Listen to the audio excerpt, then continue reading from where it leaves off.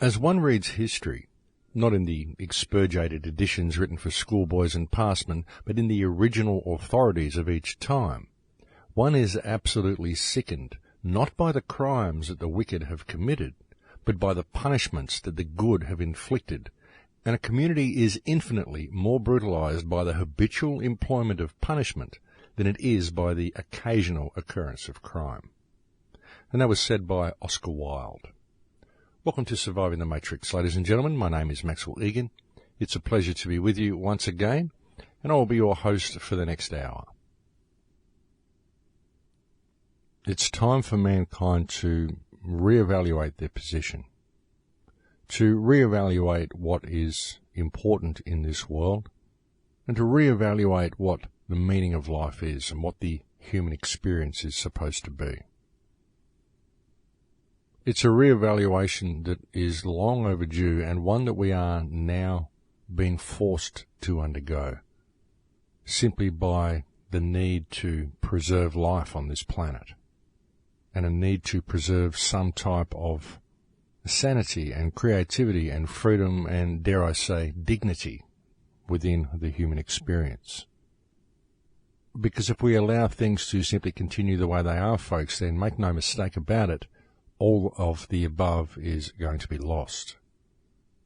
And I want to try and put some of this in perspective here for you. You've got to really look at the situation that we're in. We've got an environmental catastrophe looming very, very quickly. All the bees are dying. All of our water table is being destroyed through coal seam gas mining and the corrupt practices of corporations that are polluting our environment. We've got things like Fukushima, still pouring radiation into the ocean, all this time later. We've got masses of illegal wars going on. We've got depleted uranium being dropped around the planet during these illegal wars. Look, we've got the United States government, we've got Western governments actually financing terrorist organizations like Al-Qaeda in order to overthrow the government in Syria. And people seem to just not notice this. And not only that, but we've got anybody who speaks out against it being charged with crimes, being sentenced to up to 136 years in prison, such as we just saw with Bradley Manning. We've seen people like Edward Snowden get accused of espionage for revealing that all of our Western governments are acting in a criminal manner and conducting espionage against the rest of the world. We've got a very dangerous situation here, folks, and people are sitting back scared that the New World Order is coming. It's not coming, folks. It's already here, and it's just going to consolidate itself and lock humankind down further and further into a tighter and tighter control grid unless the people stand up and do something about it. You've got to start making noise, folks, and you've got to start educating the people around you. And don't take a backward step to this system. And you're able to not take a backward step against it. You're able to stand up against it if you live in a community that is not divided. And you can break down the divisions in your community yourself by simply sharing yourself with your neighbours.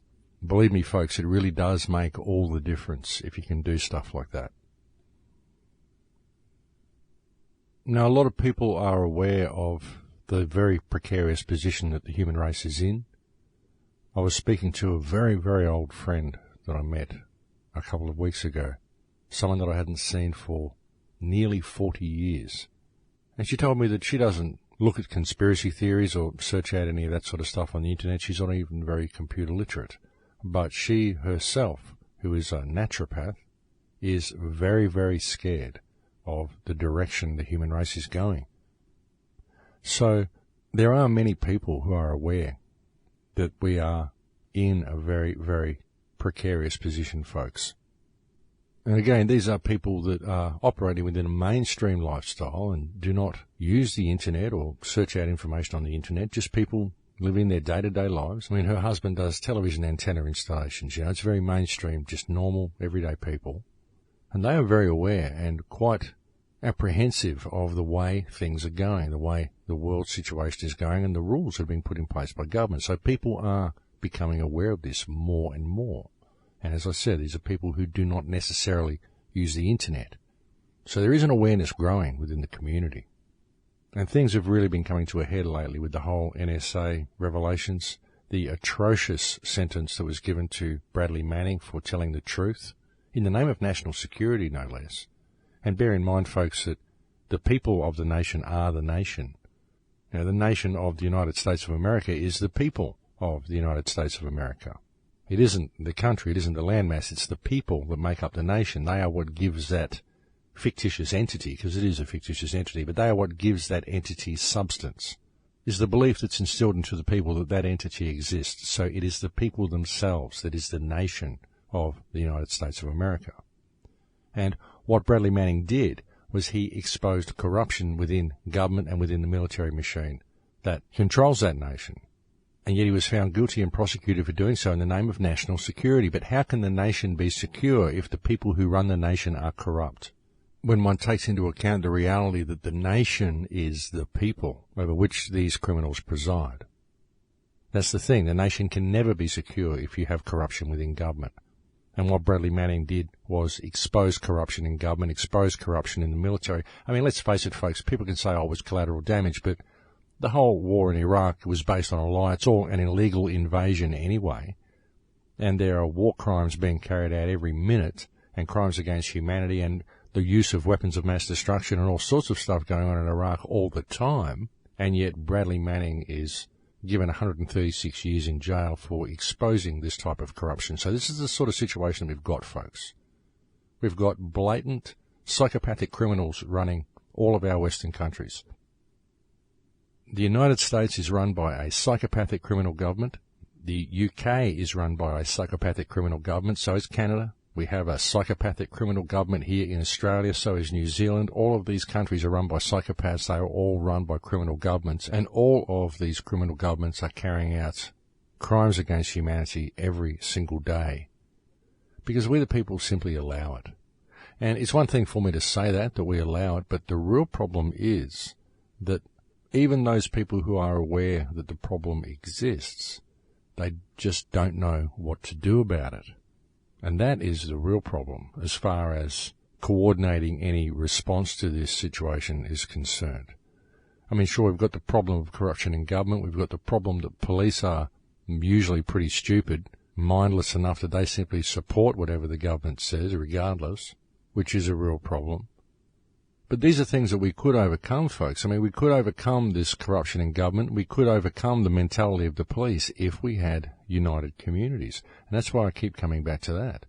The importance of learning to respect yourself so that you can respect the people around you, so that you can unite as a community and stand up against this situation, because that's truly the only way you're going to do it. And it's important that this be done. It's important that people see the truth of this.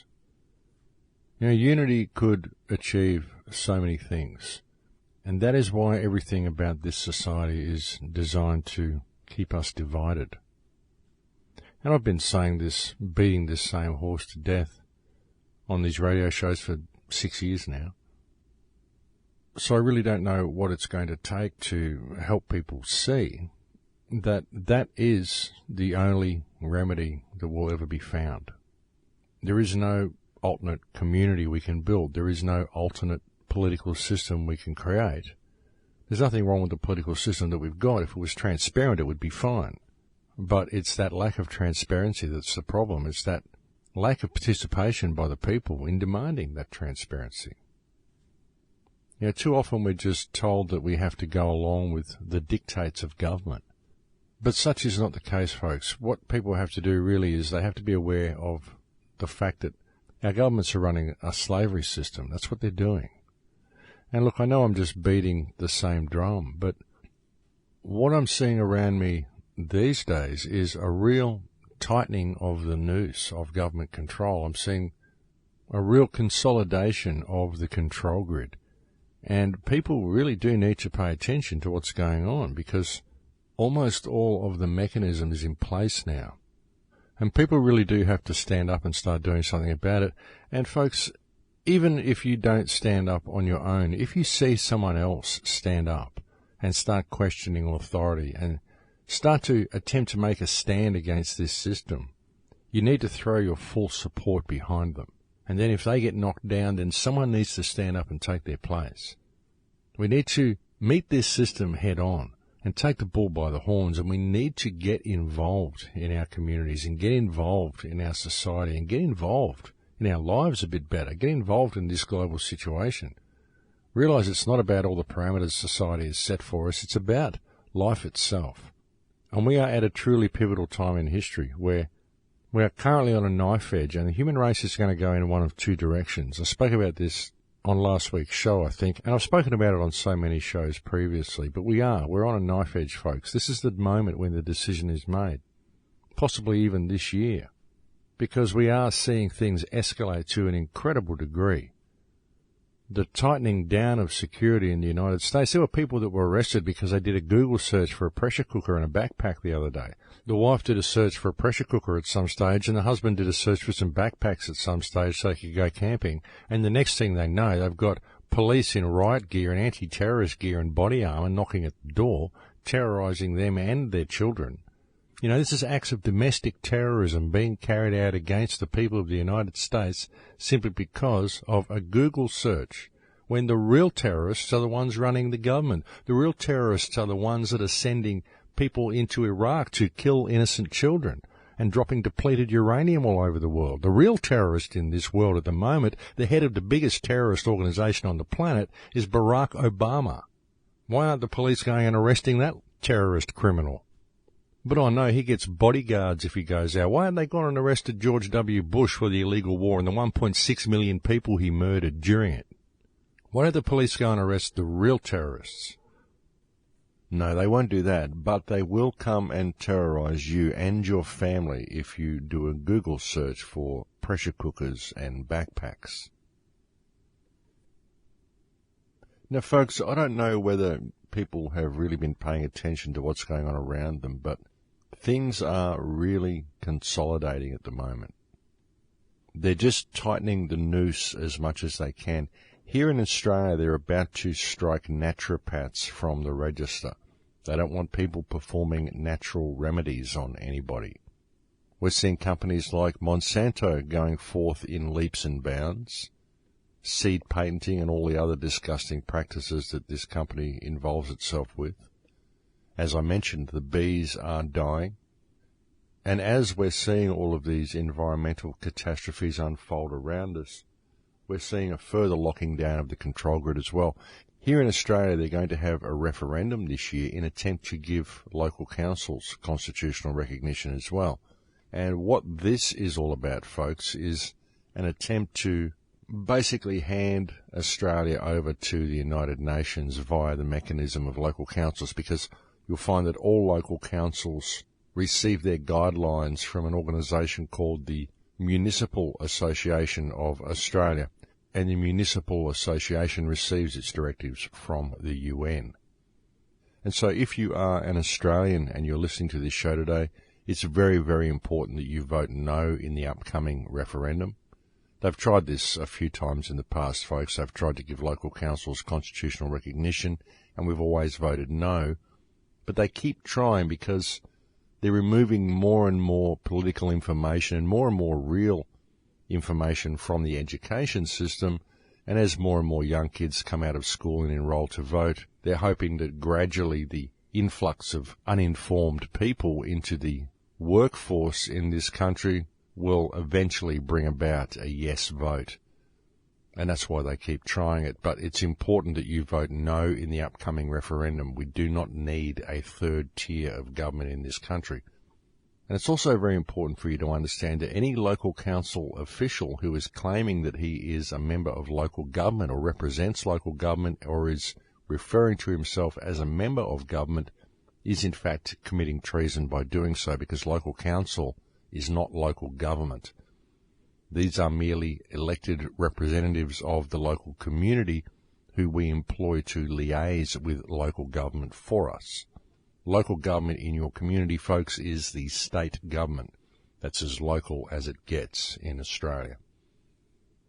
So don't forget, folks, if a local council member is claiming he's local government, he's not, and you should ask him for a signed affidavit providing proof of claim that he is a representative of local government. And if he is unable to produce such documentation proving that he is a member of local government, which he will not be able to do because he isn't, then I suggest you have him charged with treason for impersonating a member of government, which I believe carries a 5-year mandatory jail term.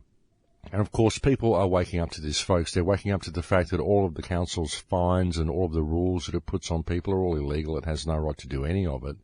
And they're beginning to take action against their local councils, which is why the government is pushing so hard to now give these local councils constitutional recognition, because they know as well as we do that it's the only way they are going to avoid a mass of lawsuits. But anyway, I may be getting a little bit off topic with that as far as the global situation goes, but it's just a demonstration of how this is being played out on a local level, because I'm sure there's probably similar things happening in other countries as well. But that's what we're seeing here in Australia, and it is important that people pay attention to it. But again, folks, it's important that people pay attention to the entire global situation and realise that what's happening in their local community is quite literally a microcosmic version of what is happening in the macrocosm as well, because it's all been played out in a fractal manner, folks. What happens locally also happens nationally and also happens globally. And something that everybody should certainly be keeping their eyes on at the moment is, of course, the situation in Syria, where we have Al-Qaeda-funded rebels, Al-Qaeda-backed rebels, overthrowing a legitimate government, and we have Western governments openly admitting that they are backing the Al-Qaeda-backed rebels in this case. So it's interesting, folks, when Al-Qaeda apparently carries out attacks against Western interests, then they're a terrible terrorist organization. But when they carry out attacks against people whom the West doesn't like, then the West finances them and gives them weapons and backing to the tune of over $100 million, I think, has been given to the Al-Qaeda-backed rebels in Syria by the United States government. And this is a very dangerous situation, folks, which could well bring about another global confrontation. We've also got a very tense situation in Palestine and in Gaza at the moment as well. I'm trying to get access into Gaza, and I'm having difficulty being able to get in through Egypt because the borders have been closed since Morsi was overthrown. So we're waiting with great interest to see whether the borders are going to be open soon so that we can get back into Gaza. That was the plan for later this year. I was going to be going to Gaza, and I'm still waiting to see how that unfolds.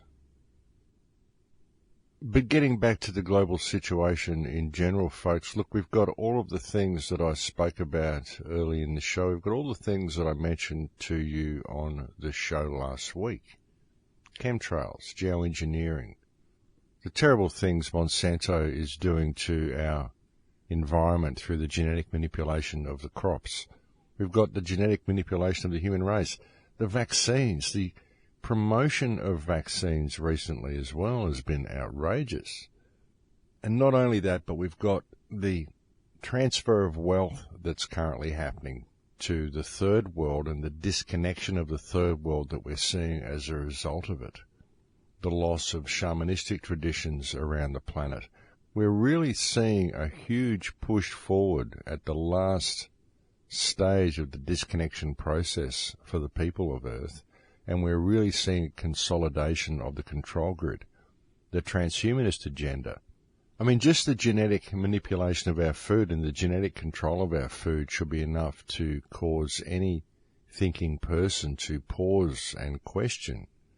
I mean, look at the results, folks, from all of the genetic manipulation of the food, all of the test results that they've done on animals that have received GM corn and been fed GM food for 3 generations. They've all shown signs of organ damage. They've all shown signs of sterility.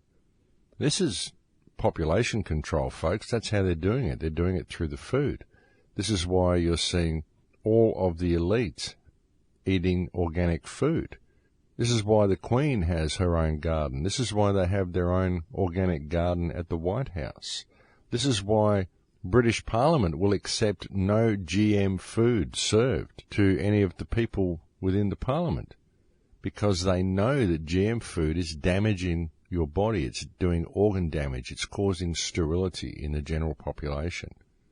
They know this, folks. And that's what you're being fed on the supermarket shelves. If you are not wealthy enough to be able to afford organic food, this is what you're being fed.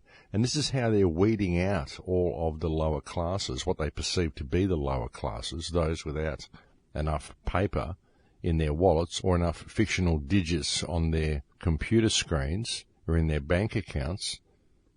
These are the lower classes, those who haven't learnt how to exploit the world around them as much as the other people and haven't managed to accumulate lots of paper because of their sociopathic tendencies. These are the people they want to get rid of. These are the people they are genetically altering. And this is a very, very serious situation, and it's one that people simply aren't paying attention to because they're too busy on the treadmill. Oh, I can't afford to eat good food because I have too many bills to pay. I can only buy the cheap stuff from the cheap supermarkets. And that's why it's there, folks.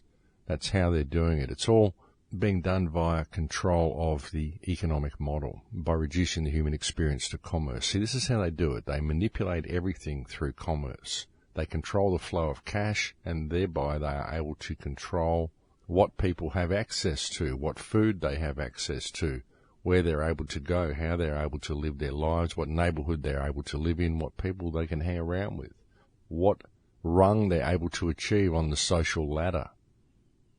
Then they create subcultures for these groups all the way down the line and through the social hierarchy so that everyone feels comfortable in their little niche, in whichever rung they happen to be on. Then they gradually pull the rungs out from the bottom and discard more and more of the population. And they get away with it because the population is so divided through their little niches and their little subcultures in whichever rung they happen to be on the social ladder, that they don't really care about those that are being pulled out from beneath them, because those people they perceive as being different to them, and different is bad, and so it doesn't matter what happens to those people. And this is the way it's done, folks. It's very clever, and it's very controlled. And I think people are beginning to wake up to how it actually works, and people are beginning to see that there is actually a larger picture here. There is a larger vision of what's going on. There's a higher harmonic that people need to pay attention to. And people are beginning to really see how the divide and conquer mechanism works. People hear this term, divide and conquer, but they don't really believe that it applies to themselves. They think, oh, well, that would be if there's a group, if there's a protest group that's standing up against the government, well, they'll infiltrate that group and they'll divide it into 2 or 3 groups, and that's divide and conquer. But it works to a much more subtle degree on the general population as well, because the societies that we live in are completely divided through their specific subcultures, through their social hierarchy in whichever rung people have attained on the social ladder. And when I say through subcultures, folks, it's important to understand what these subcultures are. I mean, this could be a particular football team you might like, or a particular soccer team, or a baseball team. Or perhaps whether you're a hippie, or a goth, or a trendy, or a socialite, or one of the lawyer crowd, or one of the tradie crowd, or one of this crowd, or one of that crowd. These are all subcultures. And it can even be as subtle as which particular newsreader you might like, which TV shows you watch. All of these things create subcultures, and they create little things that people can identify with. But when you think about it, the people that you identify with within your subculture, you find that you do so because these people generally have the same interests as you. They'll watch the same TV show, or they'll go to the same social club, or they'll barrack for the same football team. They might go cave diving like you do. They might go surfing like you do. They'll be part of some subculture that you identify with. And we're given all of these little subcultures, and there'll be caps for it, and little T-shirts for it, and little wristbands for it, and all the stuff that goes with the subculture. I mean, you always know whether what you're expressing is real or whether it's a controlled subculture by whether there's any paraphernalia you can buy. Any little trinkets and any little things you can buy to express your uniqueness. Because if there is, then I'd suggest that it's not really unique, folks. It's a subculture that's been created for you to give you that reprieve from life and to help you feel like you are part of something else which isn't this society, to help you feel like you're a rebel without actually being one. That's what these subcultures are created for. And once you're part of one of these subcultures, you tend to view people from other cultures with disdain. Oh, they don't really know what's going on. They don't really know what we know, because we're in our little group, and you'll have the little knowing winks and the knowing nods with the people around you, because you all know what's going on, but the other groups and the other subcultures don't. And this is divide and conquer. This is what they've done to society. They've literally taken all of our culture and they've turned it into a mass of little subcultures. And all you have to do is step back and you can see it very clearly. And this is very much how the divide and conquer mechanism works. And it's one of the main tools that's used to perpetuate the system. This is why we can never really get a handle on it. We can never really formulate some sort of coordinated response to stop this ship of state travelling in the direction it's going, when it would be really easy to stop it. It would be really easy to change everything if people could simply step outside of their subculture, strip all of that stuff away from them, stand there bare and naked, their soul displayed, put away all the stuff, and simply look at the human race for what it really is. Then we could so easily change things, and very often what prevents us from doing so, as I said, folks, is the loyalties we hold for the particular subculture that we have chosen to immerse ourselves in. But very often, folks, what we're immersing ourselves in is not ourselves. It isn't the art of our own life. It's the art of someone else's life. It's someone else's idea of how things should work, and we've just taken that reality on and made it our own. Very often because it's a means of escape from that which we believe we can't really do anything about. But I think we can, and I think it's the immersion in these subcultures very often that prevents us from doing so. But I think it's break time here, folks, so I'm going to have to leave it there for now, and we'll go and have a break. It's a pleasure having your company on the air with me today, and I'll speak to you again in a few minutes. Thanks for listening. And welcome back, ladies and gentlemen. Now, ever since I've been doing these shows, I've been bringing you virtually the same message, folks, and the reason that I've continued to do so, and the reason I've continued to do these radio shows even, is because I truly do believe we are at a turning point in history. I think there are a lot of people that are waking up to what's going on in the world, and very many of them, when they become aware of the situation, are moving straight into fear. And I think it's extremely important that people look a little deeper and see the opportunities that these situations provide for us. I've often said that you can't fix a problem until you know what the problem is, and that's why the awareness of the problem is really an opportunity to fix the problem. And it's the same with what we're facing from our governments. It's the same as what we're facing on a global scale. I mean, really, if you look at it, it's like one big experiment that's gone crazy. It's only really been able to be perpetuated and to reach the crazy extreme that it's gotten to through the actions of our respective governments. And I say this because it is the governments that have put in the legislation which has enabled these corporations and these scientific corporations and science departments and this massive global experiment to actually be carried out. It's all been done through legislation that's been put in place. And legislation, as I've very often said, is simply rules written on pieces of paper by politicians. And again, folks, we can see that this has happened because of the economic model, because it's the introduction of commerce over the human experience which provides the opening for certain palms to be greased and certain legislation to be put through. It provides the incentive for these politicians to perhaps behave in a manner that we may construe as being corrupt, and to perhaps accept certain political gifts that are given to their parties by certain lobbyists in order for certain services to be performed and certain legislation to be put in place.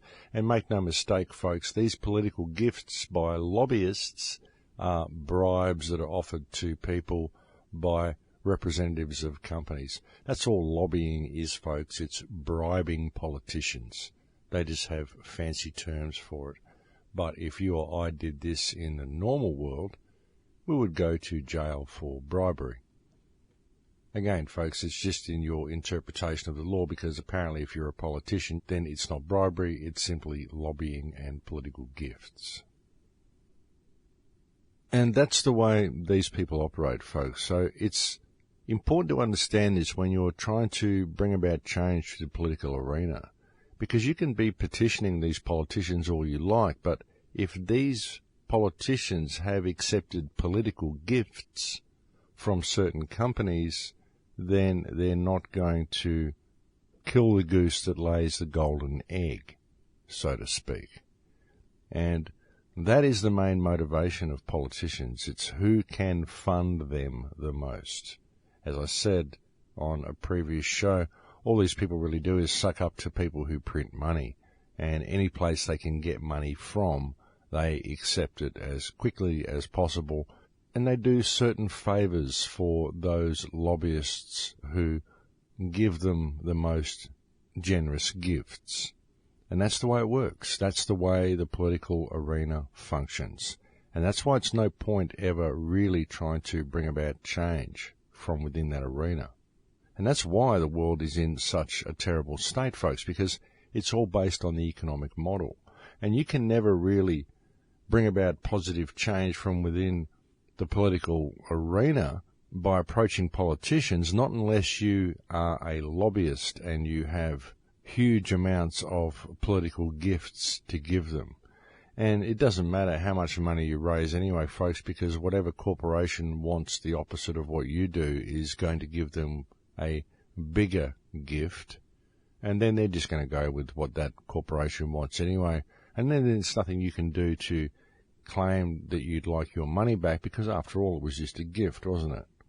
See, it's a very clever situation that they've got there, and that's what we're facing with these people. That's how corrupt the system is.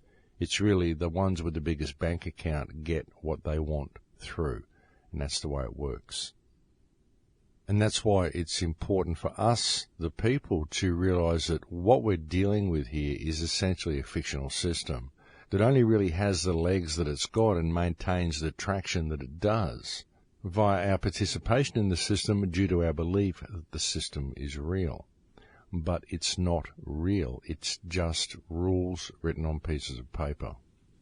And folks, we've got to step back and we've got to see this, because all of the things that I've been speaking about in the last few shows, the geoengineering, the chemtrails, the genetic manipulation of the food, the pollution of the groundwater through coal seam gas mining, the fluoride throughout the water supply, Fukushima, so many things going on the planet, folks, and all we're doing is trying to address it through the political arena, and we're not going to do so.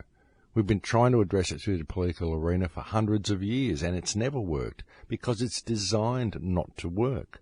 The political arena and the whole legal system is designed to protect the system and to tie any people, any normal human beings, the rest of mankind, to tie us all up in red tape so that we can't affect any positive change. We can't do anything about the direction the world is going, because we've been taught to believe that the rules constructed by the system are real, and that these are the laws of nature, as it were, the laws that need to govern all life on this planet. But they're not. They're simply commercial rules based on a commercial system designed to turn all life into commerce and to tie all life up in red tape, in commercial red tape, in order to prevent anything or anybody or any person or any organisation from ever being able to stand up against this system and bring about any effective change.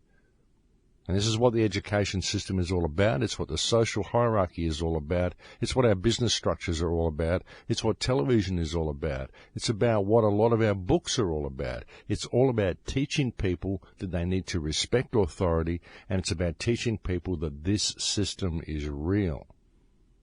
But it's not. It's just an idea. It's just a meme. And it is this system itself that is the problem.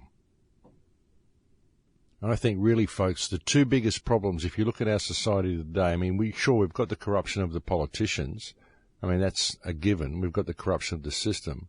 But I think the two biggest problems really that we face is people's belief that the system is real.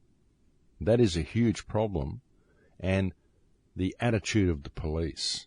This is a huge problem as well. Because we really do need these people to protect society at this time in history. We really do need police to remember what their role is supposed to be. And that is that of peacekeeper, that of public protector. That's what police are supposed to be. And that is not what modern police are doing. And the fact that modern police are so willing to enforce corporate corruption is a real worry, and it is a huge, huge problem that we face as a society today. And make no mistake about that, folks, it truly is a huge, huge problem. I mean, if you go to somewhere like a coal seam gas protest, or if you're standing up against some corrupt banking cartel wishing to repossess your home, it's always the police that are there enforcing corporate corruption. You go to a coal seam gas protest and the police are there protecting the gas company. The gas company's destroying the water table. You're there attempting to stop the gas company from destroying the water table, which is what it is your duty to do. I mean, you look at the laws of any country, it says that it's a crime to pollute groundwater, and here we have a gas company that is polluting groundwater, that is allowed to do so due to legislation that's been put in place by corrupt public trustees, and here we have the police actually protecting the corporate entity that is destroying the groundwater, abiding by corrupt legislation given to them by corrupt public trustees, and many of them do so because they believe they are performing their duty and that they have no choice other than to comply with legislation that's given to them by government, when really their duty is to protect the public. And their duty is to uphold law, but their duty is to uphold actual law, not just any piece of legislation that's given to them, because most of the legislation that's put in place by politicians in fact subverts actual law and replaces it with their will. And that's the problem. The problem being that this is the way police think, folks, and they believe that they're doing the right thing by acting in this manner. This is a huge problem. We need police that are able to think critically and that always put morals above legislation. But we don't have that, folks. And sure, look, many of the cops probably have high moral fibre. Many of them are probably good people. But the problem is that they just behave very badly when they get in that group mentality and they're subject to the group think of the police force. Then they turn into not so good people. And it's the same with many subcultures, because again, the police is simply a subculture. But the point that I'm making here, folks, is that the police aren't really helping the situation. They're not there to protect the people anymore. They're there to protect the corporations. They're there to do whatever the government tells them to do. And the government never tells them to protect the people. It's always something very opposite to that. And that's the situation that we're facing. So when you look at the whole spectrum of damage that's been done and the whole spectrum of bombardment that mankind is under, you know, the geoengineering, the food toxins, Monsanto, all the stuff, the coal seam gas mining, the pollution of the water table, fluoride, Fukushima, electromagnetic radiation up to the eyeballs. I mean, there's so much that we're facing, folks. When you look at it and you realize that the government is out of control, the corporations are running rampant, and that all the police do nowadays is protect all of these entities, then it becomes very, very apparent that the only way the situation is ever going to be dealt with is by the people themselves. It's only going to be dealt with when we choose to stand up and do something about it. And that is only going to happen when we choose to put down our differences with each other and respect each other. You know, it's not going to be done by creating any movement that's going to make you a lot of money. It's not going to be done by creating a new fashion brand. It's not going to be done by any type of scenario where there is a leader in place. what has to happen is a change in the perspective of each human being on this planet. Each member of mankind needs to change the way they think and realize that the revolution that has to happen has to begin with an evolution in consciousness. It has to begin with people changing the way they think. Because when there is a leader, then a revolution can be squashed. When there is a leader and there is a figurehead, then there is something to pull down. There is someone to discredit. There is someone to target. But when the change comes from within each individual, then there's nothing that can be done to combat such a change. There's no one to target. There's no figurehead to pull down, because what you are fighting against is an idea whose time has come, and there's no way to combat an idea whose time has come. And when the idea of personal freedom and the idea of self-responsibility, the idea of compassion and respect truly takes seed within the human heart, there will be no stopping this idea. And that's why it's important for people to change their perspective. And that's why it's important for those people out there listening to this radio show to realize that there is no leader. I'm not your leader. I'm not someone you should follow, not someone that I would want you to follow. All I do with these shows is attempt to point out to you the value of yourself and the power that you hold within, the ability that you have to bring about some positive change simply by knowing who and what you are. That's the key to the whole thing, folks, is knowing who and what you are. That's the secret. That's the doorway that everybody has to go through. That's the key for the lock. That is the silver bullet that everybody has been searching for. The one thing that is going to free them from this system. The one thing that most people have been looking for externally to themselves by reading books and by going down certain pathways or going down certain rabbit holes or following certain doctrines. They've all been looking for that key, when really that key is within themselves. And it's when people realize this, and when people simply change their attitude and change the way they interact with the world around them, that the world around them will change. When enough people start doing it, the world around them will change. And because there is no leader and no figurehead and no movement as such, then there is nothing that can be done to combat the awakening. There's nothing that can be done to combat the change. There's nothing the system can do to fight against an idea. But if people focus only on the system and believe the system is this all-powerful entity that they have to fight, then that holds their focus, and that becomes the focus of their lives, fighting the system. And by doing so, they give power to the system, because the system isn't real. It's just an idea. It only gains the strength that it needs to oppress you by your belief that it is real and your willingness to fight against it. That's why I don't fight against it. I know who I am, and I know that it's a fiction. I don't have to fight against it, because by doing so, I give it strength.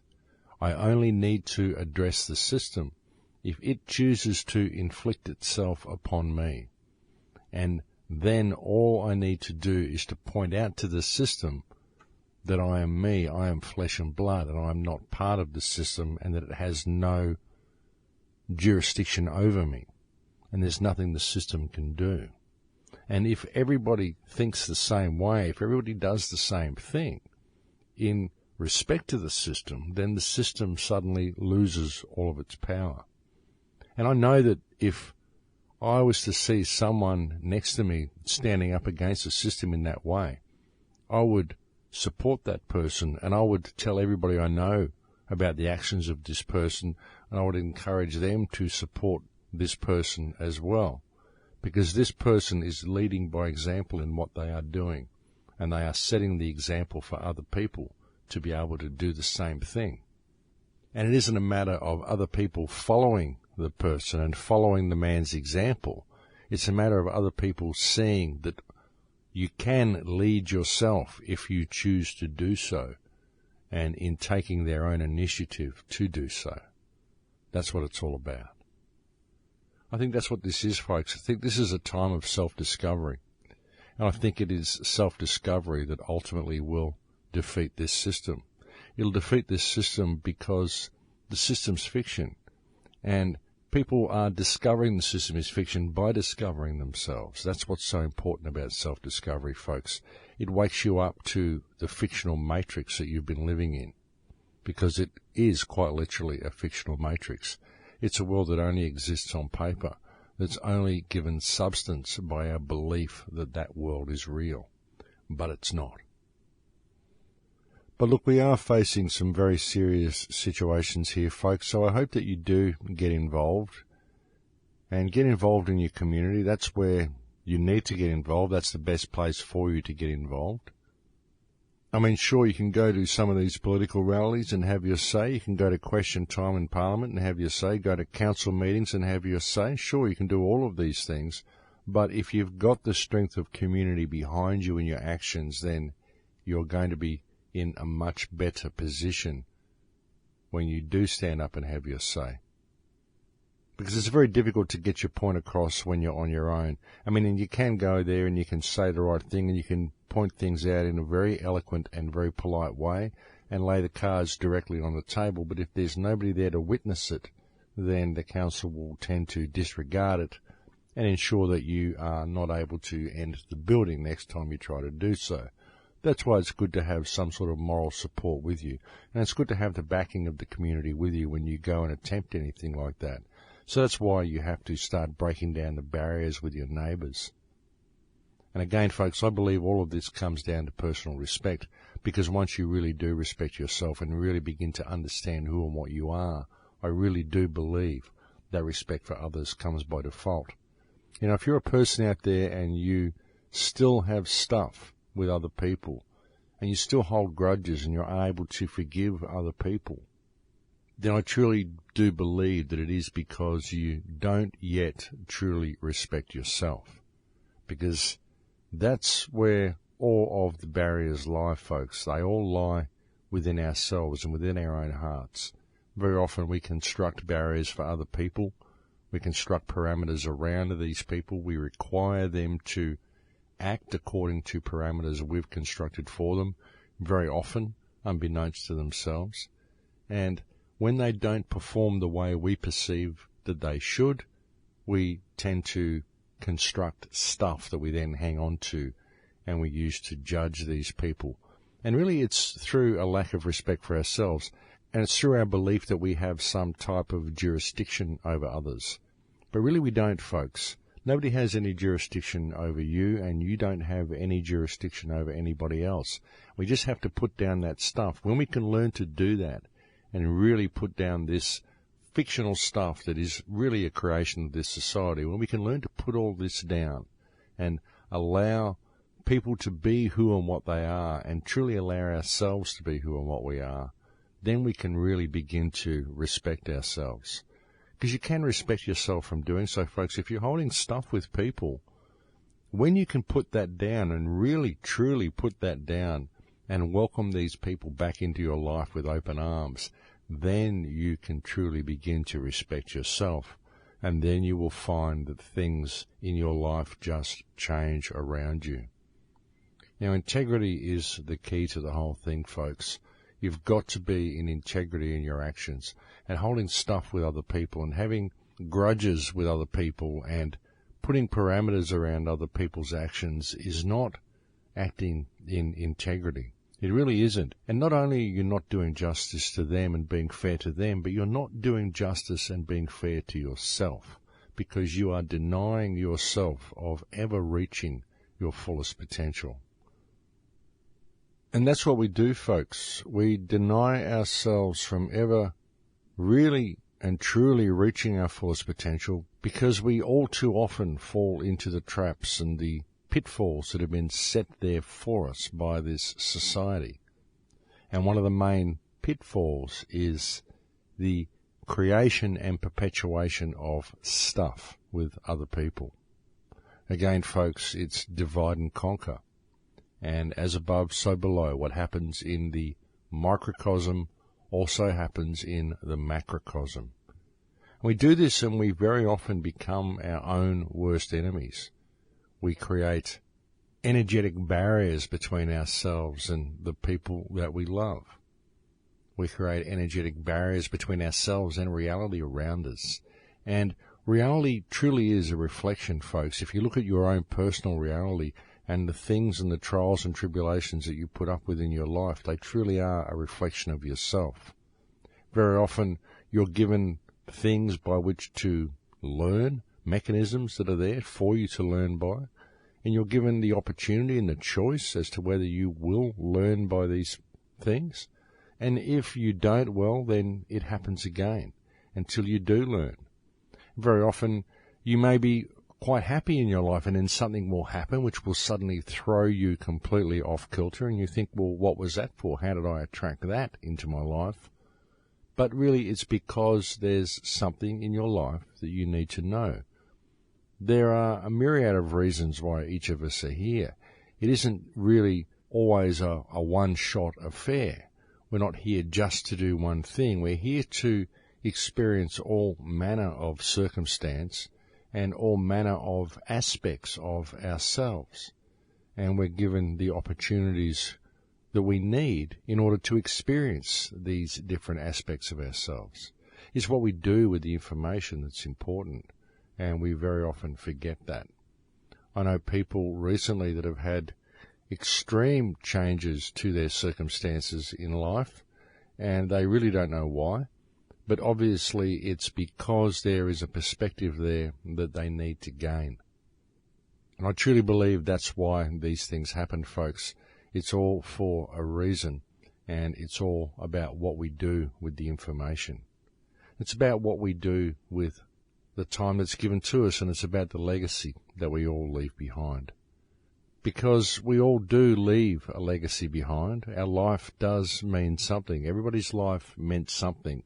It meant something to somebody, and it most certainly meant something to them. But sometimes we forget that. Sometimes our life doesn't really mean much to us at all, because we're not willing to learn the lessons that life is there to give us.